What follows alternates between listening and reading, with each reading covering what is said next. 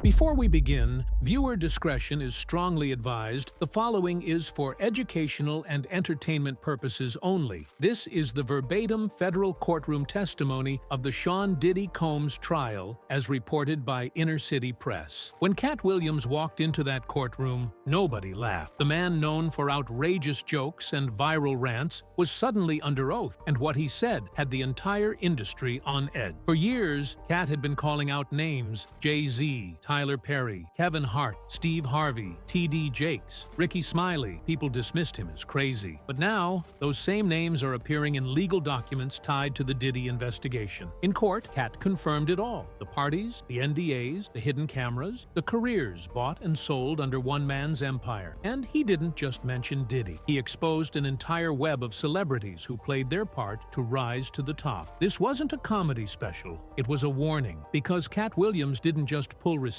He made sure the whole world saw them, and the people he called out, they may never recover from what he revealed. The courtroom didn't know what to make of it at first. Reporters whispered. Social media went into chaos. But there he was, Cat Williams, suited up and solemn, walking through the courtroom doors not as a comedian, but as a federal witness. No entourage, no fanfare, just a folder in one hand and a stare that could pierce through concrete. When he sat down and was sworn in, the courtroom hushed to full silence. And then, with the same voice that once brought down theaters in laughter, he began, "Let me say this one time, under oath and without any punchline. I warned y'all years ago, and you laughed." He told the court that everything they were about to hear wasn't new to him. He'd been saying it for over a decade, but people ignored him because of how he packaged the truth. "When you make people laugh, they forget to listen," he said. "But I wasn't just telling jokes. I was slipping facts between the punchline." Cat explained that years ago, he started noticing a pattern: the same group of celebrities getting invited to the same exclusive events, disappearing for a time, then returning with movie deals, awards, or distribution contracts. You'd see a brother at the bottom of the A-list one year, then boom, 3 months after a certain party, he's starring in blockbusters. Then he dropped his first bombshell. You want to know the common thread? They all spent time in the same circle: Sean Diddy Combs. The court leaned in. Cat went on to say that Diddy wasn't just a music mogul, he was the gatekeeper to a darker part of Hollywood. "It ain't about music anymore," he said. "It's about control. Who you know, what you're willing to do, and what you'll keep quiet about." And then he said something chilling. "I'm not here because I want to be. I'm here because if I don't talk now, I'll be next." With that, the stage was set. The court knew this wasn't going to be a typical witness testimony. This was going to be a storm, and every name caught in it was about to feel the wind. Cat didn't flinch when asked to provide names. "Y'all want names?" he said. "Cool, I got names." And he started listing them one by one. Jay-Z, Tyler Perry, Kevin Hart, Ricky Smiley, Steve Harvey, Ludacris, LeBron James, T.D. Jakes, Ashton Kutcher, Justin Bieber. Each name sent shockwaves through the room. These weren't tabloid regulars or vague associates. These were some of the biggest figures in the entertainment world. Cat claimed they had all attended parties, events, or meetings hosted or facilitated by Diddy, and that those parties weren't the glamorous Hollywood get-togethers the public believed they were. These parties, he said, weren't about celebration. They were about initiation. He explained that Diddy used the parties to build leverage. Phones were taken. NDAs were signed. Cameras were still rolling, hidden. You think it's a coincidence that all these dudes toe the same line and protect the same people? Nah, they know they're being watched, or worse, recorded. Cat claimed Diddy kept dirt on everyone: tapes, photos, emails, and used it as insurance. He doesn't just collect blackmail, he manufactures it. People walk into those parties clean. They leave with something on them they can't scrub off. And then he pointed out the patterns: actors getting sudden green lights on films, comedians landing stadium tours with no prior buildup, musicians appearing on radio with no promotion but instant support from Diddy-affiliated stations. You think talent alone gets you there? Please. Half the people I named wouldn't even sell out a high school gym without that machine behind them. Cat finished that part of his testimony with this: "I'm not saying everyone at those parties participated in what happened. I'm saying they all knew what was going on, and not one of them said a damn thing. That makes them complicit. If there was one name that sent visible discomfort through the courtroom, it was Tyler Perry, and Cat knew it. He locked eyes with Diddy, then turned to the jury and said, "Let's talk about Medea." He began by clarifying, "This ain't about gender or performance. This is about symbolism, ritual, power. You think a billion-dollar studio just pops up because someone wears a wig and makes church jokes? Nah, that was a trade." Cat alleged that Tyler Perry's initial rise, his breakout plays, his first studio deals, and even his initial film premieres were all supported by Diddy's network behind the scenes. He didn't just find success, he was ushered into it. He claimed that early screenings of Diary of a Mad Black Woman and Medea's Family Reunion had bad boy staffers coordinating press passes and booking celebrities. That wasn't random, that was planned. They gave him a path in exchange for loyalty. Then Cat dropped another twist. Tyler told his male actors not to consort with me. You know why? Because I saw him at one of those parties, having a glorious time. He alleged that Tyler, once fully embraced by Hollywood, began distancing himself from anyone who could call out the truth. He didn't want the world to know who helped him rise, because then people would ask why. Cat also mentioned several actors who changed drastically after working with Perry. Lamon Rucker, Timon Durant. Look at how they were before. Look at what happened after. Finally, Cat dropped the line that would go viral within minutes. Every year, a new Medea. Every year, a new wig. And every year, a new check. But never once, not once, has he used his platform to speak on what really goes on behind those velvet ropes. He paused, then said, "That's not entertainment. That's obedience." Cat Williams didn't hesitate when Kevin Hart's name came up. He looked at the jury and said, "Let's talk about the golden boy." Cat claimed that Kevin Hart's meteoric rise wasn't just because of hard work and talent. You think Kevin went from BET Comic View to billion-dollar franchises by accident? You think it's normal to go from canceled sitcoms to headlining stadiums in under 5 years? He leaned in. Nah,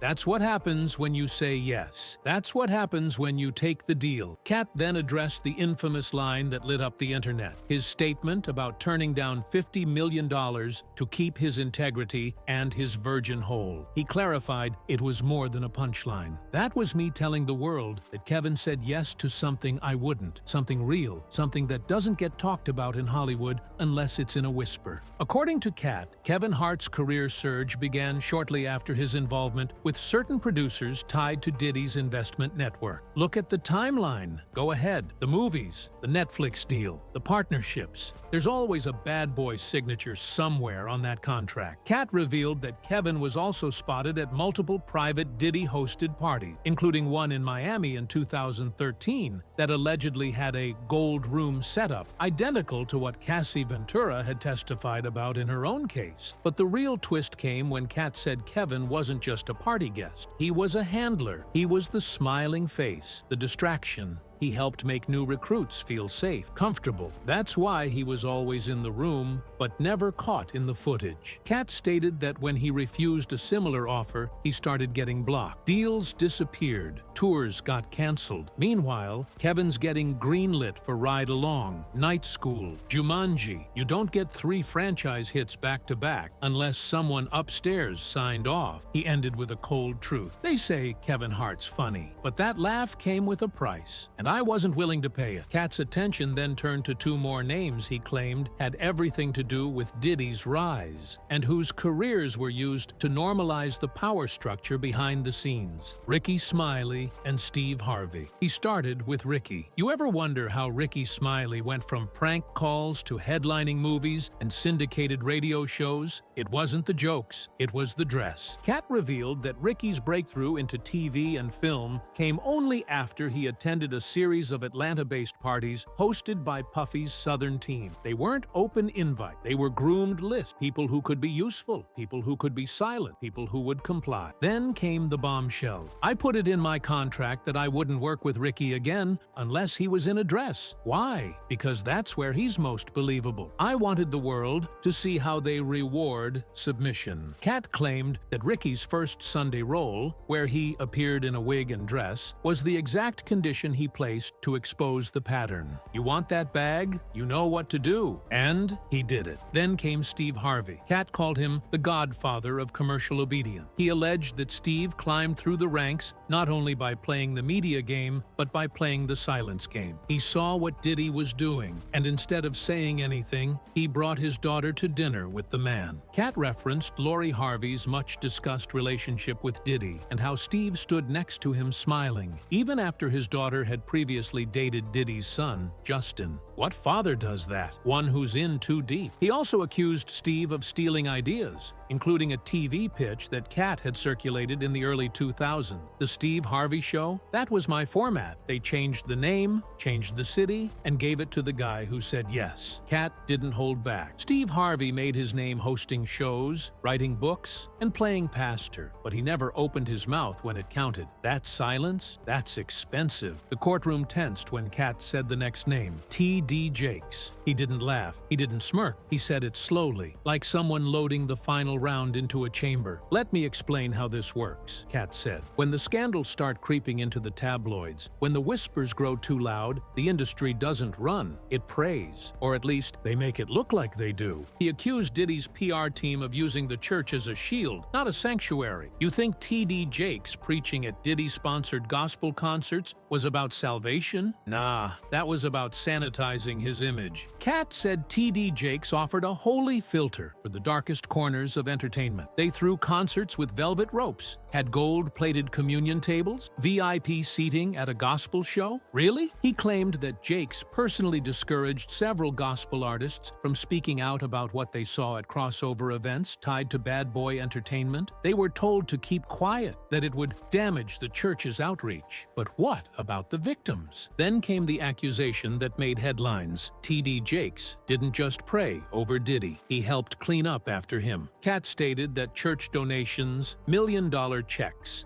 and press-worthy charity events were all part of the cover. And if you were a spiritual leader who asked too many questions, you got pushed out. You didn't get airtime. You didn't get publishing deal. Kat even claimed T.D. Jakes knew about a celebrity sex scandal tied to one of Diddy's assistants, but refused to go public. He told them to handle it internally. That's not what a pastor does. That's what a fixer does. He ended with this: there's nothing wrong with God, but there's a whole lot wrong with the people pretending to speak for him. And when you use faith to cover up sin, you ain't no prophet, you a pimp in a pulpit. Cat Williams looked directly at the jury, then at the prosecutors, and said calmly, "You want to know why nobody says anything? It's because everybody knows they're being watched." He explained that for years, people whispered about what went down at Diddy's infamous parties, the candles, the gold rooms, the celebrities entering one way and leaving changed. But the real secret wasn't what happened, it was how it was recorded. Cat testified that multiple insiders told him about high-tech surveillance built into the homes and hotels used for Diddy's private events. These weren't doorbell cameras, he said. We're talking pinhole lenses in furniture, ceiling tiles that weren't ceiling tiles, and encrypted backups sent to servers that didn't belong to Diddy. They belonged to his team. According to Kat, the point wasn't just security, it was leverage. You walk into one of those rooms and mess around,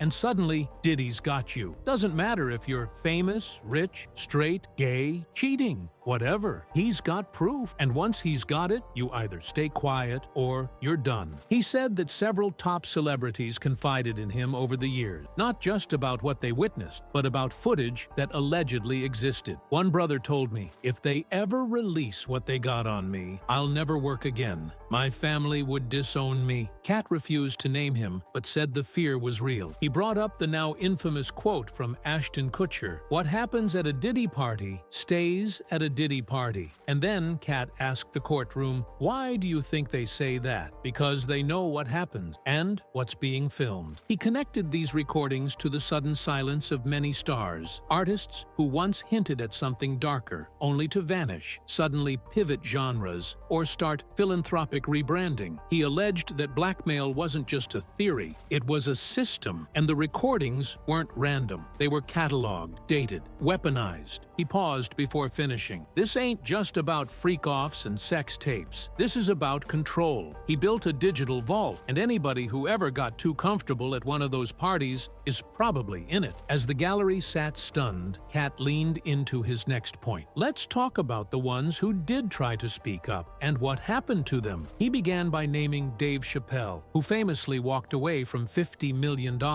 People called him crazy, said he ran to Africa, but if you watched his specials, really watched, he was telling you something. He said, the worst thing to call somebody is crazy. It's dismissive, and that's what they did to him, because he refused to play ball. Then he brought up Martin Lawrence. Remember when he was running in the streets, waving a gun, screaming, "They're trying to kill me"? That wasn't just a breakdown. That was someone cracking under pressure, trying to warn us. Kat argued that these weren't isolated meltdowns. They were the result of trying to leave the machine. You don't just quit. You don't just say no. Not when you've seen what they've seen. He spoke of Jaguar Wright, Al B. Sure, and others labeled unstable for speaking about Kim Porter's death or Diddy's parties. It's the same playbook, Kat said. You speak up, they call you a liar. Then they call you crazy. Then you disappear. Then he pointed to himself. Y'all remember when they said I was on drugs? Said I was losing it? I wasn't high. I was heated because I saw how this system works, and I tried to warn people. And instead of listening, they laughed. He revealed that after calling out Diddy in previous interviews, he was audited, blacklisted, and even physically followed. 3 black SUVs, no plates, parked outside my house for weeks, and no one would touch the story. Kat explained, that's why so many stars stay silent. They've seen what happens when you speak, so they stay in line. They take the deals. They keep smiling. He ended with a heavy statement. Hollywood doesn't destroy you with violence. It destroys you with silence, with labels, with exile. And I know, because they tried it with me. As Kat stood for his final words, the courtroom wasn't just listening. It was holding its breath. He looked toward Diddy, then back at the jury. Y'all think this is about parties and scandal, but it's not. This is about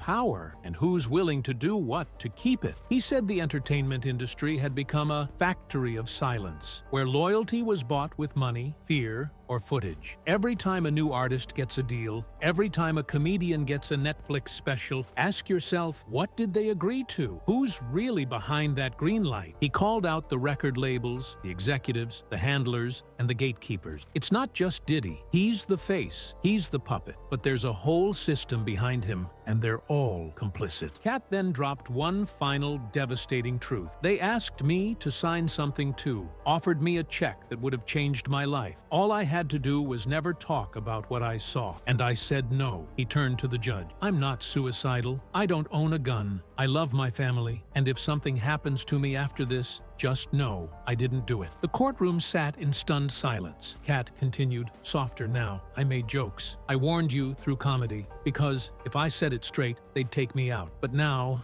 I've said it in plain English, on record, and the world knows. He looked into the crowd, his voice trembling. To the ones who think they're protected, your time is coming. To the victims still afraid, I see you. And to Diddy, he locked eyes with him. You didn't just ruin lives. You built an empire on them. But today, that empire starts to fall. As Kat stepped down from the stand, there was no applause, no cameras, just silence. The kind that only follows when truth finally cuts through the noise. As Kat moved toward the courtroom exit, the judge called out, Mr. Williams, is there anything else you'd like to add for the record? Kat paused. He turned back, slowly, as if the weight of decades had been lifted, but not removed. Yeah, he said, staring now not at Diddy, but at the reporters, at the cameras, at the empty notepad in the stenographer's lap. There's one more thing. He took a deep breath, then pointed his finger, not at one person, but at the room itself. You're all waiting on the next headline, on who gets indicted next. But what you're really waiting for is permission. Permission to admit that you've known this was real the whole time. Y'all saw the signs. You heard the rumors, but you didn't want to believe your favorite artist was involved. You didn't want to believe your favorite pastor was complicit, or your favorite actor sold their soul just to get a franchise deal. He continued, this ain't new. This ain't even about me. It's about a generation that's been lied to, manipulated, fed images of success while being hidden from the truth. Fame is the carrot, but behind the curtain, there's a price, and some people pay it with their bodies, some with their silence. and others with their lives. Cat then walked closer to the jury box, lowering his voice. I've watched too many good people disappear. Kim Porter, Andre Harrell, people who wanted to talk but never got the chance. And now I'm here because I do have the chance. Because I will talk. He raised his voice one last time. To everyone who thinks I'm just a comedian, I am. But I'm also a witness, and what I witnessed will not be forgotten. He stepped back, nodded once at the judge, then walked out of the courtroom. Not with fanfare, not with applause, but with something much heavier: truth. And behind that truth, a warning. Everything that was hidden is now in the light.